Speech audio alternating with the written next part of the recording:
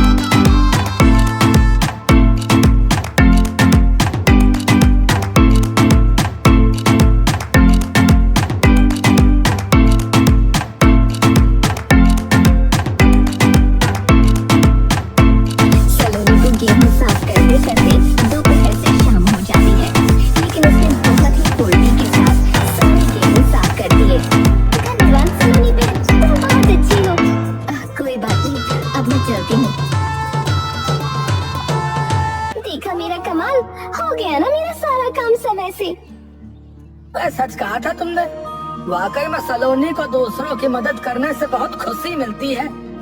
मैंने देखा था, उसका चेहरा तुम्हारी मदद करने के बाद खिल गया था। अब सलोनी को काम करके और जोरों की भूख लगने लगी। वो पास की दुकान से उधार सामान लाकर अपने घर चली जाती है और खाना बनाकर खाकर सो गई। अगले दिन जैसे ही उसकी आंख खुली तो दरवाजे के बाहर से लड़ाई की तेज आवाज आ रही थी। अरे ये कैसी आवाज है? लगता है कोई किसी को पीट रहा है। देखूं तो क्या मामला है। सलोनी दरवाजा खोलकर बाहर जाकर देखती है कि उसके पड़ोस की मालती अपने पति को डंडे से पीट रही थी। वो भीड़ में खड़े लोगों से पूछती है, अरे चाचू, ये क्या हो रहा है? ये मालती अपने पति को पैसा न देने की वजह से मार रही है। तुम मुझे दोगे पैसे या नहीं? प्रसाद खाना है और बोलो। ये बोल बोल कर मालती अपने पति को 3-4 डंडे और मारती है। उसका पति रोते हुए उसको छोड़ने को कहता है। ये सब देखकर सलोनी को बहुत बुरा लगता है और वो मालती को ऐसा क्यों कर रही है ये पूछती है। अरे मालती, तू ऐसे अपने पति को क्यों मार रही है? आखिर उसकी गलती क्या है? देखो सलोनी, तुम मेरे घर के मामले में नहीं पड़ो।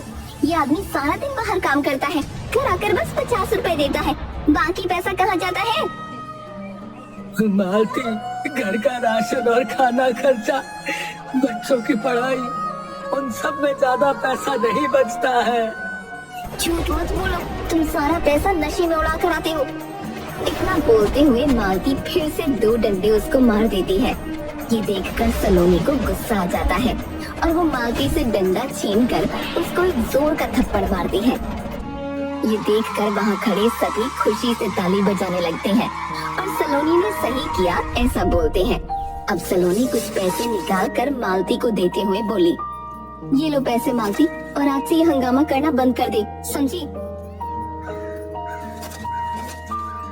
ये देखकर भीड़ में खड़े सब लोग सलोनी की जमकर तारीफ करने लगे। साथ ही एक औरत तो ये भी बोलती है कि सलोनी को उनके गांव का सरपंच होना चाहिए। ये सुनते ही एक बूढ़ा आदमी सबसे कहता है, वाह बेटा, क्या बात कही है। सलोनी जैसी औरत अगर गांव की सरपंच होगी तो हम सबके आधे कष्ट पहले से ही मिट जाएंगे। अरे बाबा, ऐसा नहीं है, मैं तो बस आप सबकी मदद करना चाहती हूँ, उससे मुझे बहुत खुशी मिलती है। बेटा, एक अच्छे नायक का सबसे अच्छा गुण तो यही है कि वो अपने से पहले दूसरों के बारे में सोचे। ये बात अब सरपंच का नौकर भी सुन लेता है। वो जाकर गांव के सरपंच सोनी को ये सब बताता है।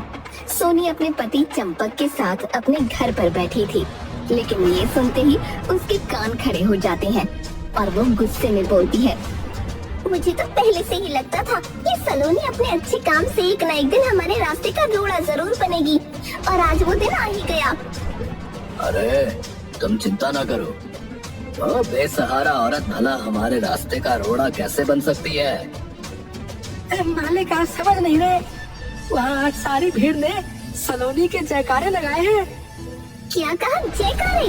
मतलब ये सलोनी तो चुनाव के लिए पहले से ही तैयार बैठी थी। इसका कोई ना कोई बंदोबस्त तो करना ही पड़ेगा, वरना ये चुनाव जीत गई तो हमारे लेने के देने पड़ जाएंगे। कुछ दिन बाद सोनी चुनाव की रैली निकालती है, लेकिन उसमें बस गांव के 5-10 लोग ही आते हैं। लेकिन तभी सामने से सलोनी पैदल रैली लेकर आ रही थी, जिसमें गांव के लगभग सारे लोग होते हैं। साथ ही जो 5-10 लोग सोनी की रैली में बैठे थे, वो भी उठकर सलोनी की रैली में शामिल हो गए। ये देखकर सोनी गुस्से से आग बबूला हो गई। देखा तुमने, इस कल की आई औरत ने मेरी सालों की सरपंची पर तमाचा मारा है। भीड़ देखकर लगता है कि गांव की अगली सरपंच यही होगी। सोनी, तुमने सही कहा, ये अगली सरपंच होगी, लेकिन ज्यादा दिन सरपंच रह नहीं पाएगी। क्या मतलब? कुछ नहीं, तुम बस देखती जाओ। गांव में चुनाव हो जाते हैं और सलोनी चुनाव जीत जाती है। अब पूरे गांव में जिसे देखो वो सलोनी के ही गुणगान गाता रहता है और सोनी के दरवाजे पर कोई नहीं आता, जिससे मन ही मन सोनी सलोनी से घृणा करने लगती है और उसको अपना दुश्मन समझ लेती है। सोनी को ऐसे देखकर चंपक उससे कहता है, सोनी तुम चिंता ना करो, गांव की अगली सरपंच तुम ही होगी। हाँ, जितना काम उसने सरपंच होने के 2 महीनों में करवाया है ना, उतना काम मैंने पिछले 5 सालों में नहीं करवाया, और आप बोल रहे हो अगली सरपंच मैं बनूंगी। चिंता मत कर, राशन बांटने का समय आने दे। गांव में सब इसी की आस लगाए बैठे होते हैं कि इस बार के राशन में बिल्कुल भी मिलावट नहीं होगी, और यही एक प्रमुख वजह थी कि गांव वालों ने सलोनी को अपना सरपंच चुना था। अब गांव में सबको समान रूप से राशन बांटा जाता है, जिससे सब लोग सलोनी की जमकर तारीफ करते हैं। मैं ना कहती थी अपनी सलोनी के राज में पूरी ईमानदारी से काम होगा। देखो, मुझे हर बार से 10 किलो ज्यादा अनाज मिला है।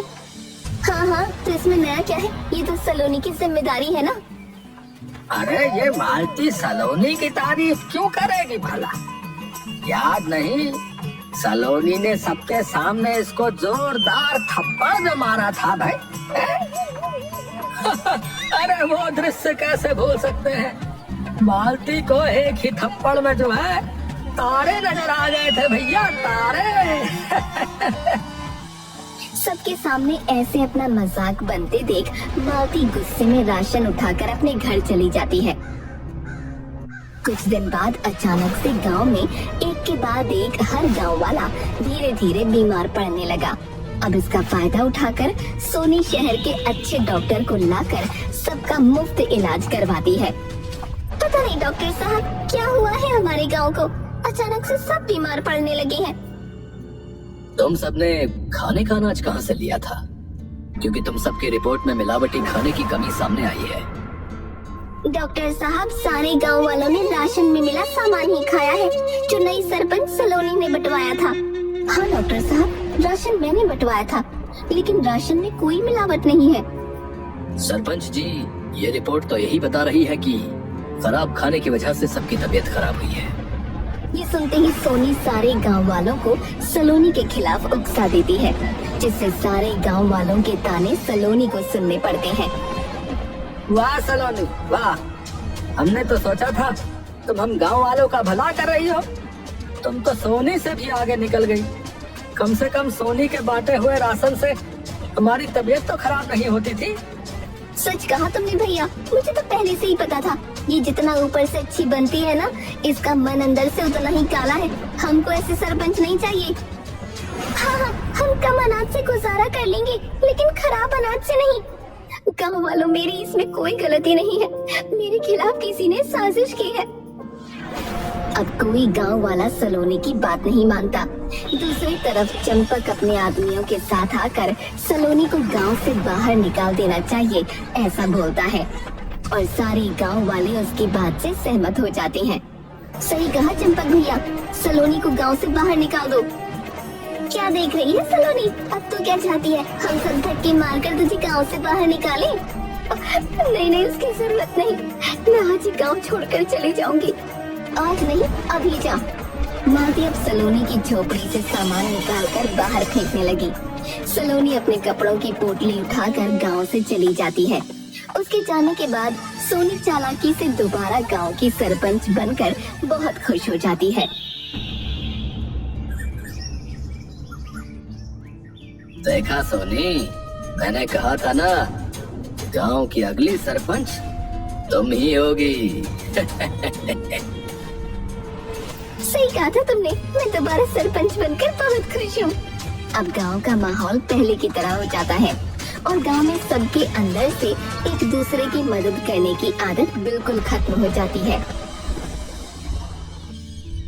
कुछ हफ्तों बाद एक शाम सोनी का नौकर जंगल से गुजर रहा था, तब उसे दो आदमी आपस में बात करते हुए मिले। अरे क्या कह रहा भैया, ये वही सलोनी थी?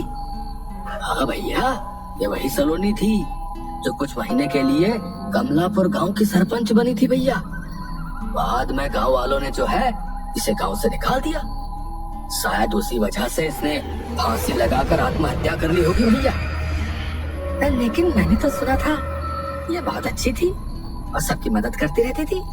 हाँ ये सही है भैया, लेकिन सरपंच बनने के बाद ही ये हुआ। अरे इसको मरे तो एक हफ्ता हो चुका भैया। नौकर ने जैसे ही ये सब सुना, वो भागता भागता सोनी के पास पहुंचा और उसने सब कुछ विस्तार से सोनी को बताया। अब ये सुनकर सोनी और चंपक बहुत खुश हुए, क्योंकि उनके रास्ते का रोड़ा हमेशा के लिए साफ हो गया था। अगले ही दिन ये खबर गांव में आग की तरह फैल गई कि सलोनी ने फांसी लगाकर आत्महत्या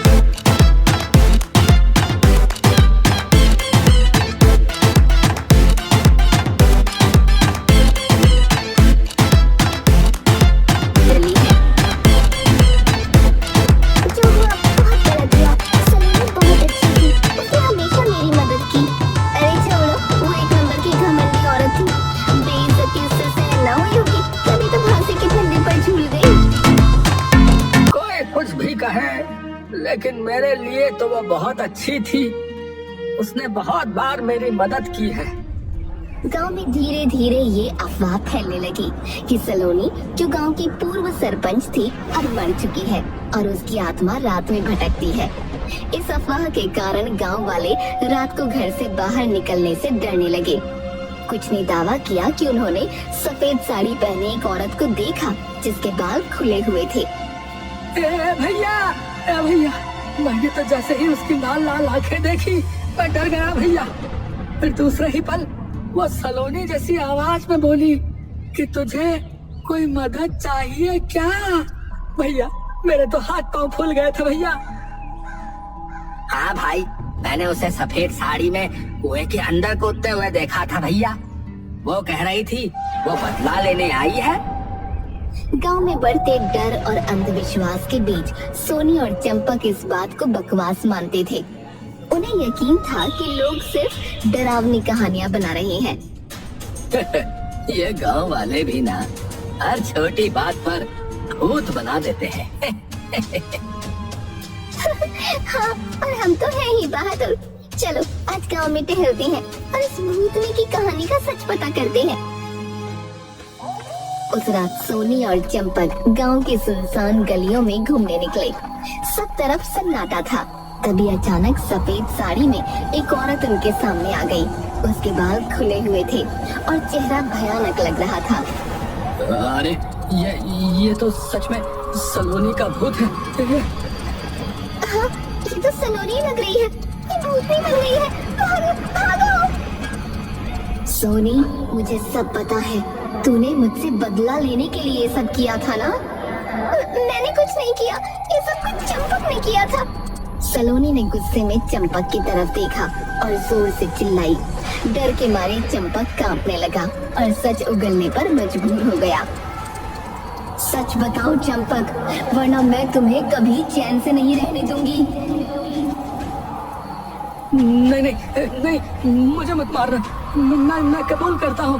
मैंने राशन में दवाई मिलाई थी ताकि सब बीमार पड़ जाए। फिर मैंने तुम्हें गांव से बाहर निकलवा दिया। सलोनी ने चंपक और सोनी से कहा कि अब उन्हें ये सच्चाई पूरे गांव के सामने बतानी होगी। मौत के डर से दोनों तैयार हो गए। अब चलो सबको सच बताओ। हमें माफ कर दो। हम गांव वालों के सामने सब कुछ कबूल कर लेंगे। बस बस हमें मारना मत बस। अगले दिन गांव की पंचायत बुलाई गई। चंपक और सोनी ने सबके सामने अपनी गलती मान ली और बताया कि उन्होंने सलोनी को बदनाम करने के लिए ये साजिश रची थी। देखा, मैंने कहा था ना, सलोनी निर्दोष है। ये दोनों उसे फंसाना चाहते थे। हाँ, ये बहुत बड़ा पाप है। इन्हें गांव से बाहर निकाल देना चाहिए। पंचायत ने फैसला लिया कि सोनी और चंपक को गांव से निकाल दिया जाए। उसके बाद सलोनी ने सबको बताया, मैं जिंदा हूँ। ये सब मैंने इसलिए किया था कि मैं सोनी और चंपक की सच्चाई सबके सामने ला सकूं। सलोनी, मुझसे गलती हो गई, मुझे माफ कर दो।